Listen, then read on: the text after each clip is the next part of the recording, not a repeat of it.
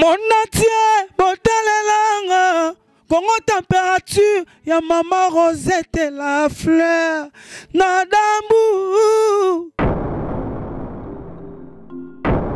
Après avoir défilé, na site Pola, mais cette fois Congo Température TV.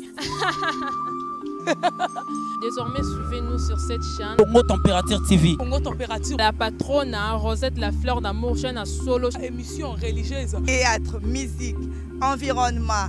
Bah, émission sportive. Émission politique, donc nulle part ailleurs. www.congotempérature.com. Pour nous avoir information à temps réel. Congo Température. Et yena mo pepe asika. Ya tobina Congo Température. Bonjour très chers fidèles internautes qui nous suivent partout dans le monde sur www.congotempérature.com. Là, je prends bien le temps de dire un très grand merci à celui qu'on appelle Maman Rosette, la fleur d'Hambourg, et pourquoi pas à Royal Kinalele. Il y a Chantal Mariano, il y a famille Tepakin Balobi, salon biométrie chaud des chauds, salon biométrie chaud des chauds. Il y a mon vieux Michel Louaou. Il y a mon vieux Michel Louaou, donc Minga Rolobezate, salon biométrie partout dans le monde. Carré Toza Mobimba. Merci à Paola Schengen Kilo à Londres. Il y a Willy Moucheni, véritable code mondial. Comprenez ici sur ces plateaux votre Mandela de la presse René Abiri. Donc je reçois pour vous Gabana Basele, Ouazali Mokoba journaliste. Il y a RTNC qui se fait aussi déplacer autant de fois avec des artistes. Mais actuellement, Aza Moutoumoko Ouazali un peu mieux placé pour à qui on peut interviewer, à qui on peut parler concernant toutes les informations de l'artiste Fally Ipupa et Rayma que je salue à passant. Gabana Basele, bonjour. Bonjour René Abiri, Mandela Nabiso. On a plaisir parce que la maman retard à Moussala, mais comme dès que tu es un artiste, c'est une opportunité. Et pourquoi pas aussi, confrère dans Ben Singa et tout solo là, pourquoi pas respecter l'appel parce que pensez qu'il y a plusieurs journalistes vraiment je sais qu'avec toi tu as le même langage quoi. Voilà, tu as le même langage que dit Gabana Basele. Gabana Basele, quand tu as vraiment le lot sur internet, bien sûr que vous allez journaliste à la chaîne nationale de la République démocratique du Congo RTNC à Maman Nicole que je salue. RTNC, voilà. Voilà. Donc, Minga Rolobezate, Toyebi déjà chaîne Yamboka, donc nous avons dirigé Zali Maman Nicole. Et alors, Gabana Basele, Kota la Lelo, enlèvement et koti nakati ya ba chroniqueur na ba chroniqueuse. Comportement ya rancune, topé ba buzz et komi kokende ko toucher tina ba vie privée ya batu. Oh, que aux hommes na mutazo ça l'émission a commis ko insulter na vie privée ya mutu deux fois même na ba parents ya mutu. Et lelo on se retrouve na ka ya enlèvement. Ya ndeko na biso oyo auti ko subir conséquences Gloria Olangi, auti ko kutana na likama, ba auti ko enlever, il paraît-il que ba pesa ki ba tout 30 000 $. Et après, il y a payé 30 000 $. Mais Azali ko prononcer comme boya héritier watana bena monoronaye que on a héritier payé 30 000 $. Yesko azu batonga payé bango 600 $. Ne batongo batike bazongi sele na ba téléphone naye. Ils ont nous autour mutu nanzambe na satana opona nani. Ebongo Gloria Olangi akozala adversaire. Yanga bino boy. Ya no autour na nanzambe na Yuda. Parce que moi à l'époque il y a Jésus hein soit to bandeli mukili so bon Jésus yo Barabas yo pona nani na limite attaque isenga pona Barabas. Donc cela veut dire quoi nani yango a payé 30 000 nani yango a payé 600 $ pona j'ai changé héritier payé héritier a payé batu 30 000. Et puis, il y a Gloria payé 600 $. Ça, c'est des manches, ça va mentir. Elle va mentir parce que mon tout qu'on salir réputation d'artiste. Nous avons un bel héritier, à Rome, j'ai jamais 30 000 à poche. Nous avons un bel héritier, à Rome, j'ai jamais 30 000. Et où tu as 30 000 à 30 000 boy, après ça rapporte à Bassal Moutoumabé. Je pense eza question où tu as vite goza la nango pe mais akokinde ko pesa te pour na mabe. Non, na biga osalango jamais. Moi je connais était mieux. Bah omoni il y a d'autres artistes hein. Oyo trop salir bango. M'da salir bango pelegi normal. Mais il y a des artistes peut-être biso on les a connus même quand dans la bango ba star à l'éloté. Comme qui? Moi je connais mon grand frère Pop Fali Poupa. Je l'ai Fali très bien. Omoni ba chroniqueur tout ba sala ba mission lelo. Y compris même il y a RTNC chaîne nationale Salara. Naebi Fali koleka bango tout. Mais Gabana basele yo moko kaka wana ozalaki côté héritier watanabe babengana yo sope o mikende la na ndenge na to ebite mais sauf que au mona na lisusu te. OK na ko diembela côté ya Fali Poupa mais boza kuna na ndeko na biso Ken Piana. Mais to yeba pe nanu. Yo na Ken Piana kuna bokuta iso bo jouer rôle nini et pas Fali. Rôle nini to comprendre bino nanu. Ça fait comprendre. Nalobi boy nabi Fali na benge Fali parce que combo la musique du Cap la merveille hein mais c'est totalement logique. Fali à la grand frère na ngai to kolinaye. À la grand frère na ngai to nalobi to kolinaye. Quand il a commencé la musique, moi j'étais encore élève na autant chic. Moi j'ai vu mon grand frère Fali pour pas tant autant chic. Diplôme là, moi j'ai connu Fali pour pas tant diplôme là. Parle pas de ça. Toi qui m'as dit. La question ne répondre yo. Je te parle des choses que tu n'as. Cela veut dire quoi? Moi j'ai connu Fali pour avant qu'Azala champion du monde le Nengazo mené. Donc cela veut dire quoi? Je peux parler des réalités où il y a Fali. Moi j'ai demandé de quel rôle Oyo Zali ko jouer auprès d'artistes. Mais aux autres manga ba discussion ba marasole belé. Tunani otuninga question. Nazo répondre yo mais au katangai.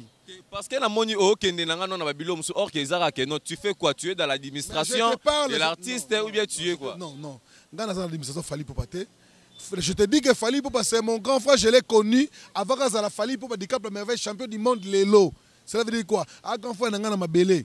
Cela veut dire ngai je travaille pas na Katia groupe ya Fali na chroniqueur en musique mais comme déontologue Sengi et puis Moussala nanga Sengi na chroniqueur ya musique.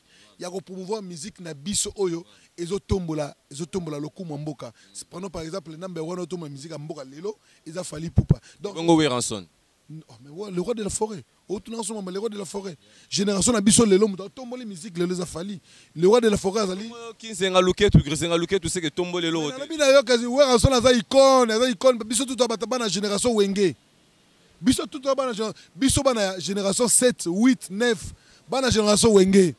Bino bana ba 2000 de bana génération. Ngala muta 2000. Bon, c'est pas grave. Attends moi 9 kaka, bon génération ya Robinho, biso to mettre ba Fali tolo parce que quand ba Fali ba bandi ba carrière solo, biso to promouvoir ba Fali. Alors les net muto kwa ngai naza et pas ya wala ke pas héritier watanabe. Obanda peka kolobaka ke biso pekaka. Mwana na biso kitambo, biso pekaka. Parce que lelo o changer langage. Moi je te dis je n'ai jamais. Kaka potika ko kende voyage Angola te to ngeni. Non. Ngana dans seul chroniqueur oyo et tu même trop na Angola. Kolobo mamolo zo banate. Pour voyage oyo nini bakenda yo genda ita. Oh, tamso za sous-informé. Bon miso salara ngana uta wapi. Oh, on sous-informé avant que les France mais tous na Angola. France Angola va te balo ba note photo monanité mais Gabana ba c'est tout solo là beaucoup plus concernant makambo yango ou makambo etali et ozali ko ne pas Fali Poupa.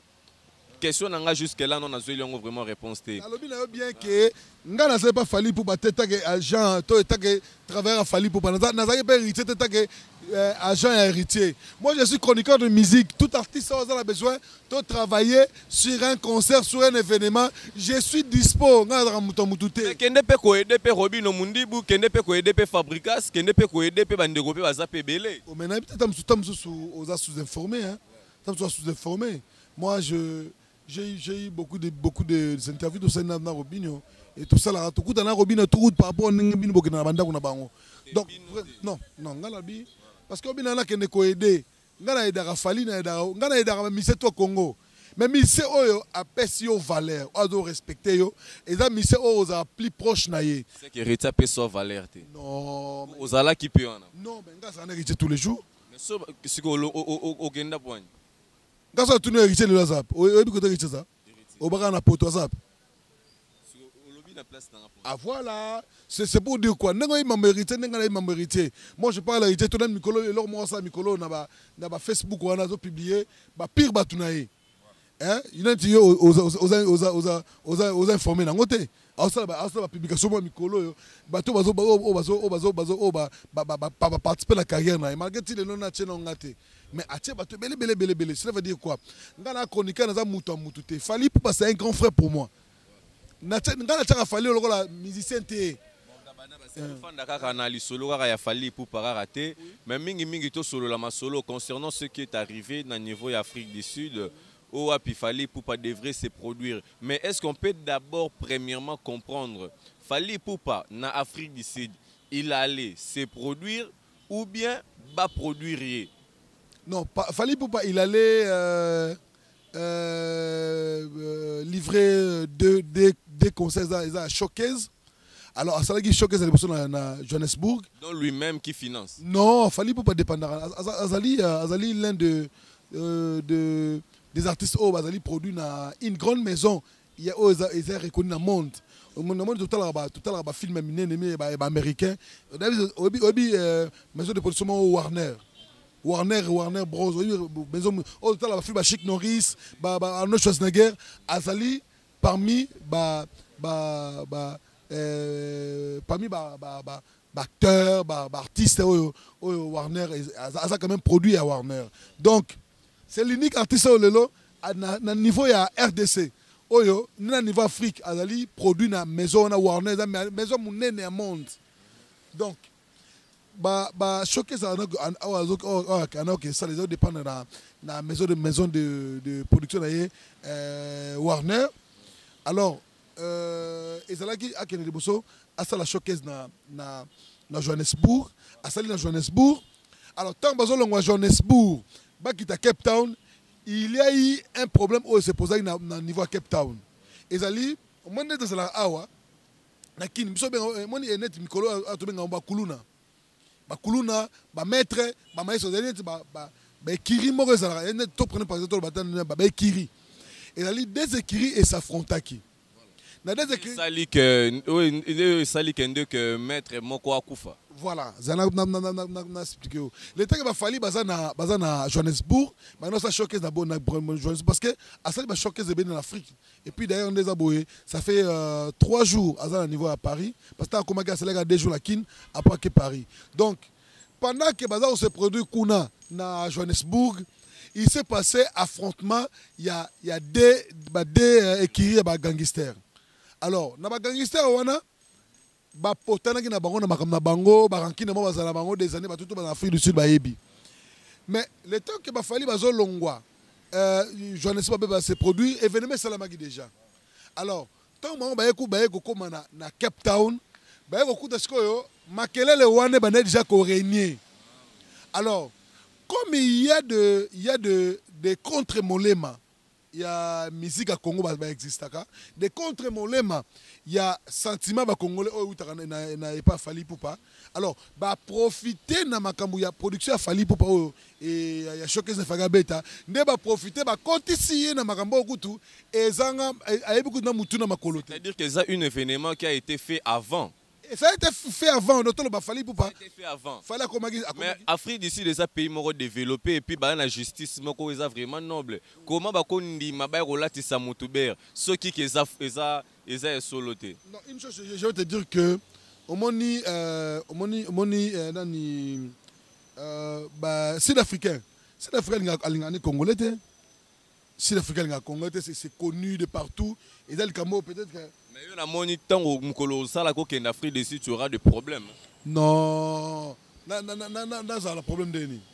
Dans la Sud-Afrique, en Afrique du Sud, ce sont des Congolais qui vont vivre. Mais il y a un Jimmy Belaou, ceux qui Jimmy en Afrique du Sud, ceux qui Philemon Basile en Afrique du Sud, ceux qui Elodie Cheka, la reine en Afrique du Sud. C'est quoi, on a un problème avec le Cameroun. Ok, moi, merci. Je te parle des faits Oyo et les Kaki. Pendant que l'événement est au Salama, il y a une ville Kubama. Kubama. pendant que événement no ça ils ont ça na Kubama Fally Ipupa hier azalaki na place moko ba benga blue Beck ils ville moko na Blue Beck donc Fally azalaki na Blue Beck a se produit kuna et puis na Kubama kuna côté phénomène au salama donc likambo bazo ba Fally Ipupa il paraît à bundi po na ye et za kuta yebi kudie o ndenge bo ba betolo solo. Bon maintenant qu'est-ce qui a été la conclusion et la justice? Conclusion justice c'est normal, l'artiste est tellement à ça showcase dans Johannesburg et tant à écouter désordre wana na Cape Town, il s'est décidé de ne plus suivre la route au faire ça là et puis le logement étant qu'Africain, étant que Congolais, il a trouvé mieux. Il y a d'ailleurs des maisons de production professionnelles. Ils se sont arrangés entre eux, même ce production salamité. Il a aussi d'autres productions au niveau africain. Quand il y a maison de production, je pense que ce n'est pas vraiment, les problèmes il fallait pour ça se chamailler. Même moi aussi, j'étais mal informé. Il y a une émission, tout ça, petit dans Ken Piana. Mais je sais que j'ai trouvé bien par rapport à. En fait, l'information soit de part et d'autre. Tant qu'on a source, ce qu'on a bateau, sur place, de relater les merci à Jenny, au cas où on a expliqué un peu les gars. Merci bien, Gabana Bassel et tout solo lango affaire il y a parlé lelo ka innové Ken Piana Makizembe pour nous présenter. Il y a parlé. Ken Piana bimisi yango na lelo na internet lelo. Yemuta la bandi marambouana parce que bandi ko laksa parler il y a Fally Ipupa bandi ko laksa ba parcelle. Voilà, c'est lui qui a commencé tout ça. Et cette rythmique là on l'a connecté. Bon, on a habité aucun problème de banane ko laksa. Accepter la mituka. Accepter la mitou. Non. En fait, ngana bige mutalaxo mingi ya petit lapso petit mo travail na site nga enambole accès va parler tous les dans tous les temps Alexa qui 10% ya ba parler Fally Ipupa 10% ya ba bien Fally Ipupa mais est-ce que tu as moi 20% na bine petit dosé pour ba où elle est là mais tango bino bokanga marana Fally Ipupa pourquoi bozali ko linga ko sala ko faire de Fally Ipupa comme si en dehors de lui, il n'y a personne d'autre ici au Congo. Non, ils sont artistes moussous, ils sont égoïstes. Comme qui? Mais c'est toi, Congo, ils sont égoïstes. Cela veut dire quoi? Nous sommes censés promouvoir les artistes. Au moins, tango, au bengi artistes aux UET, ils ont un bureau naïe. Ils ont un bureau naïe. Fally Ipupa, ils ont plus de 5 à 6 personnes qui travaillent dans le cadre. Il y a la belle naïe, est victime. Alors, tant que tu as été, on a besoin de ça, la projet. Même yo, soit on a projet dans ça. Soit il fallait aux UET, pour un numéro na Kinawa. Soit aux UET, au bureau na au toebi, au meko proposé. L'artiste est azalaka simple. Alors, l'idée, l'idée est venue de moi. Gana zoki dewana. Et puis il y a Ken Piana Djembeli. Non, lui c'est mon frère, En fait, mais comment un star américain balaksaka bien na bango. Oh, mais il fallait comme un niveau à atteindre un niveau à atteindre sommet vis-à-vis de l'américain. Pourquoi ne pas qu'on accepte œuvre parce que tout ça qui dit que a fallu pour passer tout. Or tout. Alors on avait pensé oh mais il y a ce côté là américain, il y a américain comme la complexe na oh mais pourquoi pas œuvre ça là américain pourquoi peut-on accepter moi œuvre moi œuvre fallu pour passer ça ah surtout dans mboka na biso parce que ça artiste ça là œuvre ce bazar 2 ou 3 ali. Alors, mais pourquoi pas mais quelque part, vous ne lui avez pas exposé. Non, mais c'est là aussi, a créé aussi une très grande rancune à niveau de parcelle. Ok, comme il tout a commis Goya, à la Gisama parcelle. Non, si tu as néomoni, ils ont Babylon Moussou rôle avec ça, Sony. Babylon Moussou Talima Boye. pour parler de mettre petit nanga nambole na chaîne YouTube nanga alaxagi na nous 7 et non nous 8 parce que faga alaxa plus de 17 ans donc 10 nanou et pembeni alors alaxina bakara fali o yatamala non a na kin hein alaxi na canot rapide o azarona kin la preuve hors bord tout ça na interview na ken piana déjà petit et nambola ça déjà bien avant cela veut dire quoi to lingaki to laxana na ba américain o amona ke biso ba congolais par rapport à la musique nous avons évolué voilà tu regardes ce que tu as grandeur il y a artiste fali pour un niveau et mboka na ye Naso image moi je parlais avec Jay Martins. Il n'y passait même pas. Babia au fallait Jay Martins à côté. Logiquement. Merci. Dans le but nada seul journaliste Jay Martins depuis Nigeria. Azoya qui na combien na WhatsApp que to sala émission to li gabana ba Jay Martins.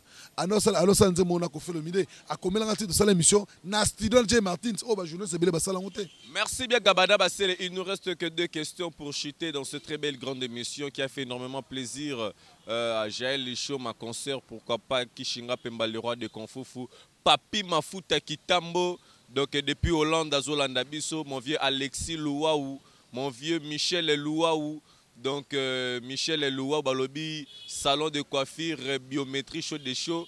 En Angleterre, et alors Gabana Bassele, à propos de ce qui s'est passé entre Koffi Olomide et Ferrego, la Jésus des nuances, comment on a conflit et comité à niveau de la justice, cet effet-là, au gérer en haut comment, de toi-même quand tu as reçu l'information. La raison du plus vrai est toujours la meilleure. Bakonanaga Mukolo Pembena yale quitter. Au moins Mukolo papa n'a pas finga yo afingi yo so seka donc directement donc nous surtout à bengo impoli n'est-ce pas donc dans tout ce qui s'est passé entre Fali entre Koffi na Ferré ba faute nous surtout ezala Koffi abandaki Ferré ezala Koffi na finga Ferré kaka ndenge Ferré a répondaki Koffi directement Ferré akoyaki. Pour nanga je connais directement Ferré parce que Ferré Aza a jeune musicien et puis Koffi déjà niveau mo ba koma nango et ba niveau mususu mise mo ta ko atteindre nango lelo na génération na ye bon de reste moi papa ba kufa alors na génération na ye génération na ye hein génération na ye mise mo te a atteindre niveau wana. Alors, Ferré, il fit l'un des piliers de Koffi Olomide. Il a travaillé dans le groupe à Koffi Olomide. Toyebi oyo maloba yo Koffi aloba pour la Ferré. Toyebi combien Ferré a commis ça Koffi Olomide. Na ko bandela ngote mais l'impolitesse de Ferré ne monalagi. Il s'est jugé impoli. Donc je pense que Ferré na Koffi bani très bien. Ferré c'est l'un des artistes qui non c'est l'un des artistes oyo Koffi arriva. C'est l'un des artistes de Koffi arriva.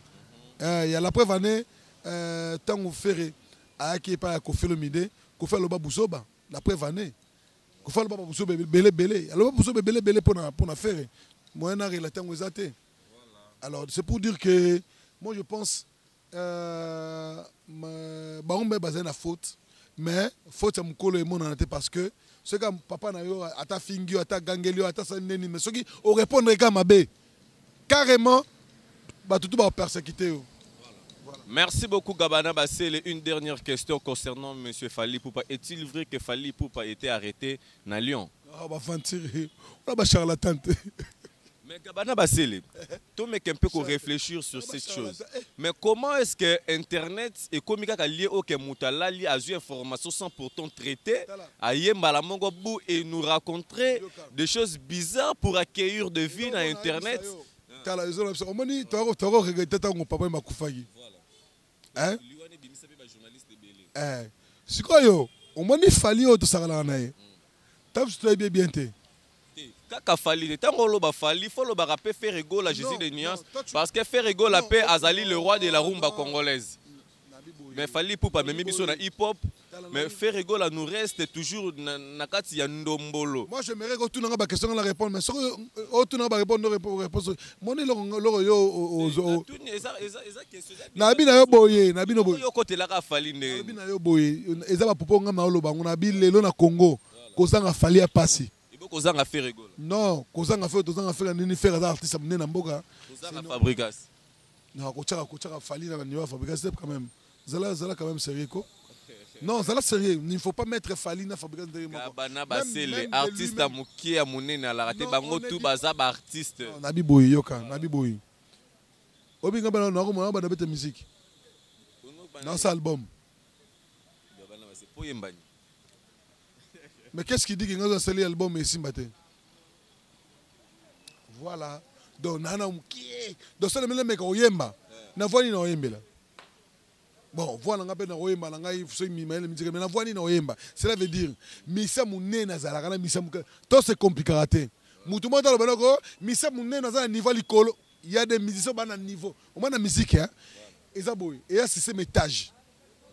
Ça mutu musu bango na sa matipe likolo mais na niveau fallait za nango lelo azam na bombelo te azam musika omeni ya moto to voyage ako omona ba yebso no obi tu ba tu ne tu es kenation tu es congolais le pays de Fali et le mama bongo même yo moko ibelo ba mabongo alors to linga te to sala ba sambla mo yango la preuve année oyo e bo m'appelle chronique et na ba journaliste belé awa to yeba te qui est journaliste qui ne le pas et ba on prend par exemple mutu mo sala émission kana asa émission kana na mambweni kaka na mambweni kaka na mambweni kaka na mambweni autant l'émission de pe bandaki tina esili alobelaka mambweni vous comprenez ayambaka mambweni alobelaka mambweni asala tout mambweni bazaka na mambweni pona ye a chroniquer la musique te wana bunta base il y a des batu ya base na ba chroniquer bato ba traiter information ma journaliste ayamba batu tout netinga au moins la pemene le roi de la forêt au moins na pemene ya Kofelomide au moins on a permis de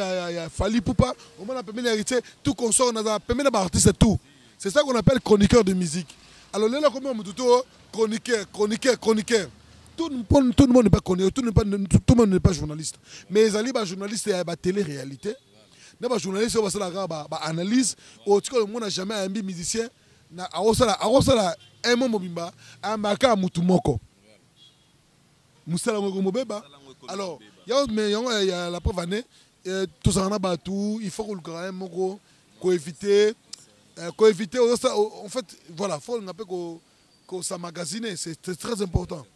Merci bien Gabana Bassele pour la disponibilité. Je pense bien te libérer parce que Ozali Kokende Moussala na kangi moton ebele. Et alors Gabana Bassele, un mot pour tous tes fans au balinga ko ya trop au bas c'est saraté ko soutenir yo et tout ça déjà le mois de décembre et puis le numéro de téléphone donc il y a Willy Moucheni depuis Angola Zota Labiso donc Kishinga Pemba boss de boss Gauthier Bele patron des patrons Azolanda Biso. Merci na bandeko oyo bosenga René Bira Mangai donc c'est pour dire que la sengi na bandeko na biso tout oyo bozolinga bo déstabiliser artiste na biso à travers ba combat artiste ba sala musala bango pona bino alors tolinga to politiser musique c'est important Fali Poupa c'est un jeune congolais c'est un patron d'un groupe d'un label et c'est un père de famille et c'est vraiment responsable. Et Marambo les gars qui en Afrique du Sud, on a plutôt incriminé Falite parce que lui il ne sait même pas Marambo côté où il est kendele. À côté de sur place Namboka. Et puis je pense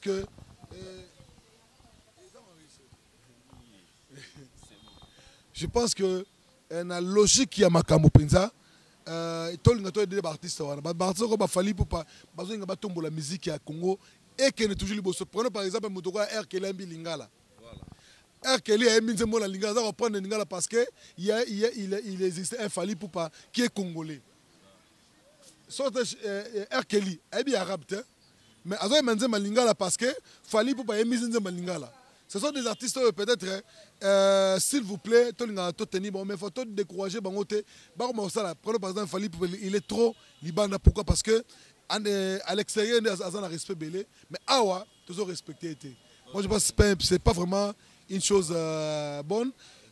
Tu souhaites que condoléances na la famille Ndeko Akufaki. On n'a pas un problème personnel avec ces gens. Tu sais que l'Ikambo est allé X na Y, il ne faut pas mélanger individu.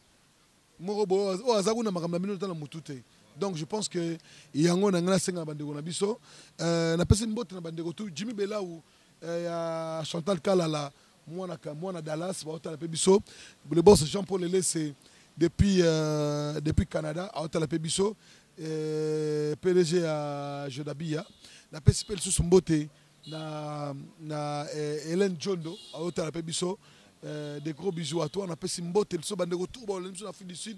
Ce que je veux peut-être est blessé bino, toi blessé bino, nazala ngai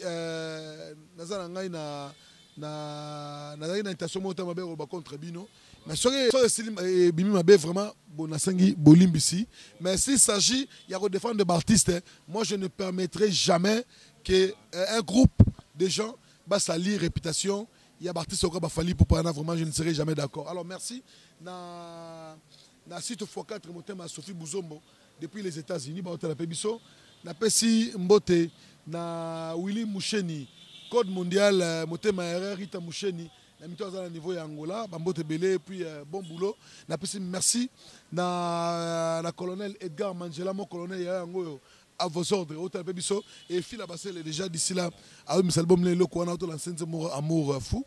Et c'est un peu la bino, bon ça raté, je vais qualifier tout moussou.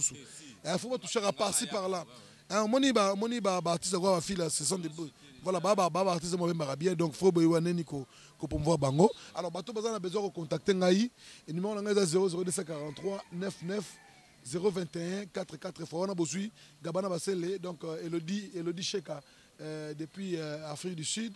La Pessimbote et l'Ouest les silencieux, il y a Chantal Essabe à la Pébiso, la Pessimbote na Dani Dende, réel de Madrid, l'homme qui avance le temps, et Bijumbongo Papa Nezras, ma mère n'a aucun daté, Bijumbongo Papa Nezras à la Pébiso, na Bandeko Nyo surtout, on attend une combote vraiment pour Olimbisanga, Dadi Soso, immortel à la Pébiso depuis Paris, Bambo Tenayo, ils sont tellement nombreux. Oh, donc Fabrice Moubiala, tu es né prêtre avant que tu sois prêtre.